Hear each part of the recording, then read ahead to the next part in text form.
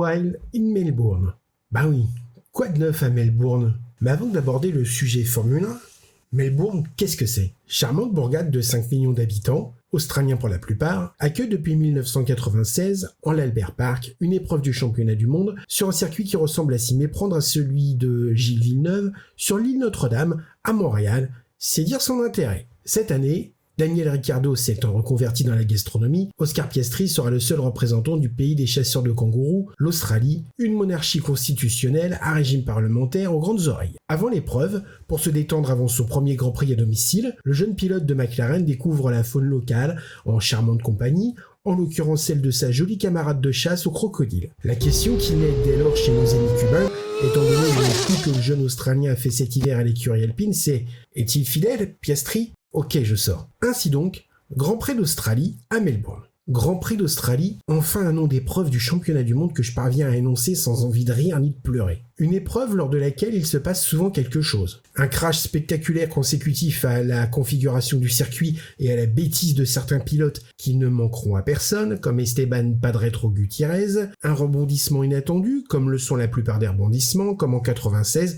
quand Jacques Villeneuve, futur champion du monde, commentateur télévisuel et égérie d'une célèbre marque de détergents ménagers, rate de peu de remporter son premier Grand Prix lors de sa première participation, ou un long dimanche de sieste quand en 1998, les McLaren de Häkkinen et Coulthard terminent l'épreuve avec un tour d'avance sur la concurrence. C'était il y a longtemps, lorsque Ron Dennis menait la barque. Quand Sir Lewis nous annonce qu'il n'a jamais vu une auto aussi rapide que la RB19, je me demande si papy commence pas à vieillir, et s'il ne faudrait pas consulter pour un début d'Alzheimer. Je me réfère pour m'inquiéter à ce propos aux récentes années argentées au coin du feu avec Pompon Bottas qui lui apportait son journal et ses pantoufles. Depuis, Ron a été débarqué par un conseil d'administration n'y connaissant rien en course automobile et promu Zak Brown à la tête de l'équipe légendaire. Depuis, les McLaren terminent avec un tour de retard. À ce propos, on m'annonce le débarquement de Brown prochainement. Je suis pas fondamentalement contre, étant donné les résultats du team depuis son arrivée, mais pour le remplacer par qui? Perso, j'aurais bien mon idée. Au pays des iguanes et des chauves-souris géantes, et cependant de la mesure et de la discrétion, on nous informe d'une nouvelle débilité fracassante née d'un esprit malade. Plus d'essais libres en F1 pour économiser de l'argent? Alors si on n'était pas passé de 16 à 23 Grands Prix par saison, n'aurait-on pas économisé ne serait-ce que sur le coût logistique du fret aérien? Je dis ça, je dis rien. Imaginons la FIFA annoncer aux entraîneurs du monde entier que désormais les footballeurs ne pourront plus procéder aux entraînements entre les matchs. J'imagine le joyeux bordel que ce serait. Imaginez un peu les Jeux Olympiques. Le sprinter qui ne peut plus s'entraîner, qui court 10 secondes tous les 4 ans. Il serait aussi en forme que moi, qui court 10 secondes tous les 4 ans.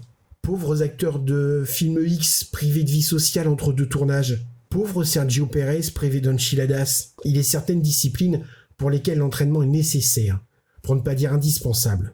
À vrai dire tout en fait. Les échecs par exemple. Ferrari s'y entraîne depuis 15 ans sans relâche. Mais trêve de plaisanterie, on aura tout le temps pendant le Grand Prix pour se dire des bêtises. Ce Grand Prix alors, quels en sont les enjeux?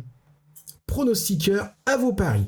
Avec quelle marge Max Verstappen va-t-il remporter ce Grand Prix? Qui de Checo Enchiladas Pérez ou de Papy Boynton Alonso devant l'autre à l'arrivée? Combien de tours derrière le Pescar? Combien de fois Louis Deschamps Hamilton va-t-il râler parce que Russell est devant lui? Et combien de places de pénalité et de temps encore avant la crise de nerfs pour Charles Leclerc? Les premiers éléments de réponse lors des EL1 de vendredi. Pensez à liker et à vous abonner, histoire de ne pas rater le débrief du Grand Prix. En attendant, on se quitte sur une citation de Ron Dennis qui disait « McLaren, c'était mieux avant ». See you in Melbourne, Dan.